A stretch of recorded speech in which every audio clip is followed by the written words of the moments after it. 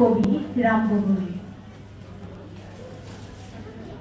খবৰ পাইছোঁ মই এৰি অহা মোৰ পুৰণি গাঁৱত, মোৰ অনুজৰ ঔৰসত যোৱা নিশা ভূমিষ্ঠ হৈছে সত্য প্ৰস্ফুটিত এপাহ ফুলৰ তৰি নিষ্পাপ আৰু কোমল এটি নতুন শিশুৰ। যোৱা নিশা মোৰ স্বদেশৰ বিশাল ভূখণ্ডত, বহুতো নিভৃত গাঁৱত, নেলি আৰু গহপুৰত, উত্তুংগ হিমাদ্ৰীৰ পাদদেশত, আহমেদাবাদ, বৰোদা আৰু বাংগালোৰত, মুৰ্দাবাদত যোৱা নিশা ভূমিষ্ঠ হৈছে 10,000 নতুন শিশু। সিহঁতৰ জননীৰ আৱেগস্তনিত বুকুৰ কোমত, মুখ থৈ সবল স্তনত সিহঁতে অনুভৱ কৰিছে অপৰিসীম নিৰাপত্তা। অথবা সিহঁতে এতিয়া নিঃপালি দি শুই আছে প্ৰশান্তিত, পৰম নিৰ্ভয়তাত। সিহঁতৰ কোন অভিপ্ৰেত আৰু কোন অভিপ্ৰেত তাৰ খবৰ মোৰ জনা নাই। মই মাথো জানো সিহঁত সকলোৱেই নগ্ন হৈ জন্ম লৈছে। সিহঁতৰ নগ্নতাত আছে আদিম অকৃত্ৰিম প্ৰকৃতিৰ চিৰন্তন আৰু অনাবিল সৌন্দৰ্য, আছে সৰলতা। কেৱল জন্মৰ লগে লগে সিহঁতক পিন্ধাই দিয়া হৈছে সিহঁতৰ পিতা আৰু প্ৰ-পিতামহৰ ধৰ্ম আৰু কলিন্নৰ মলিয়ন ফটা কামিজ। সিহঁতৰ ডিঙিত আঁৰি দিয়া হৈছে বহু জাতি বহু ভাষাৰ মন্ত্ৰগত তাবিজ। যদিও জন্মৰ মুহূৰ্তত সিহঁত সকলোৱেই একেভাৱেই কান্দিছে, কথা কৈছে একে ভাষাতে।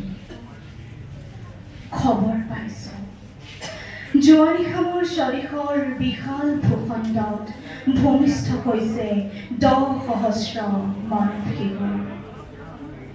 সেই মোৰ সোণৰ পুতলি আচাহত তোমালোকৰ কথা ভাবিলে কেতিয়াবা মোৰ বুকুখন কঁপি উঠে।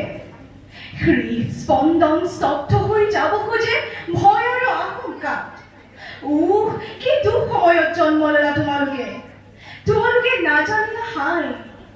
এতিয়া মোৰ জন্মভূমি তোমালোকৰ স্বদেশত সময় বৰ নিষ্ঠুৰ আৰু বৃক্ষ।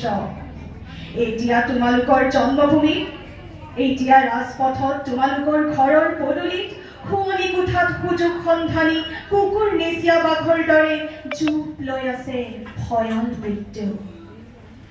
তাৰ কুৎসিত দাঁত আৰু দীঘল নখত বিৰিঙি আছে আবাল বৃদ্ধ বনিতাৰ তেজ।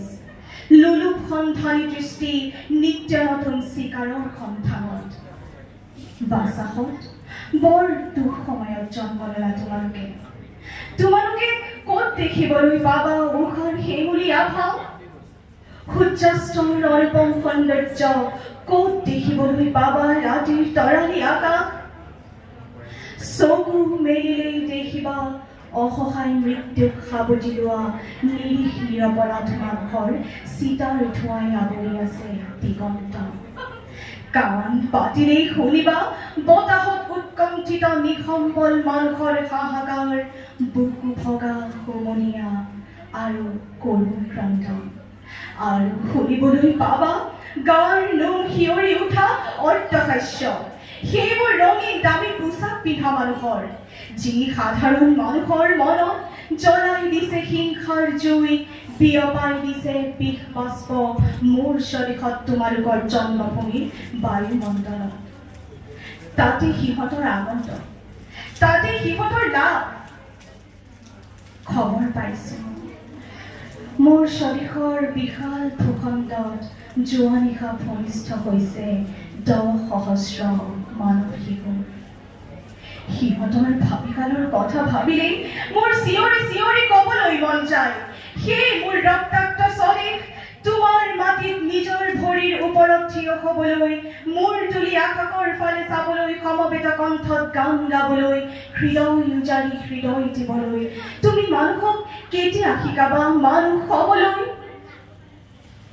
খবৰ পাইছোঁ মোৰ স্বদেশৰ বিশাল ভূখণ্ডত যোৱা নিশা ভূমিষ্ঠ হৈছে 10,000 মানৱ শিশু। সেই নৱজাতক, সেই মৰুত্বৰ পুৰুষ তোমালোকৰ হাতত তুলি দিবলৈ প্ৰতিশ্ৰুতিৰ সোণালী আপেল মোৰ নাই।